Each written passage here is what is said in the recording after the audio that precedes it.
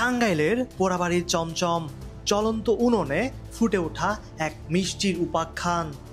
এ যেন সাদা ছানায় করা এক ইতিহাস। এখানে চমচম তৈরি হয় না, চমচম জন্ম নেয়। চমচম নামটি এসেছে এর স্বাদ ও চেহারার চমৎকারিত্ব থেকে। মুখে দিলেই যে চমকে দেয় তাকেই বলে চমচম। কেউ বলেন চমচম শব্দটি সংস্কৃত চমৎকার শব্দ থেকে এসেছে। 19 শতকের মাঝামাঝি সময়ে গোপাল ঘোষ নামক এক মিষ্টিকারের হাত ধরেই টাঙ্গাইলের পোড়াবাড়ি গ্রামে জন্ম হয়েছিল এই চমচমের।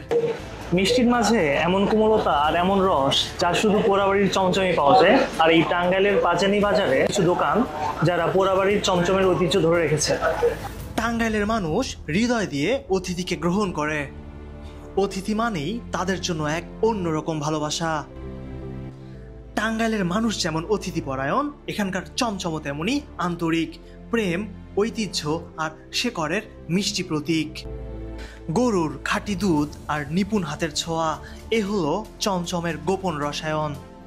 পোড়াবাড়ির মাটি, পানি আর বাতাসও বুঝি মিষ্টির ঘ্রাণে ম করে। কেউ বলে মিষ্টির রানী, আবার কেউ বলে স্বাদের মহাসাগর।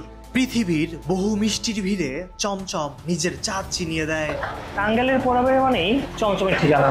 আর এই টাঙ্গাইলের পোড়াবাড়ির চমচম দুধ, চিনি আর ভালোবাসার মিশেলে তৈরি এক অনন্য মিষ্টান্ন, যা সারা বিশ্বের মন জয় করেছে। পোড়াবাড়ির চমচম যেমন স্বাদে অতুলনীয়, তেমনি টাঙ্গাইলের আতিথেয়তা বাংলার গর্ব, বাংলার এক নিঃশব্দ অহংকার।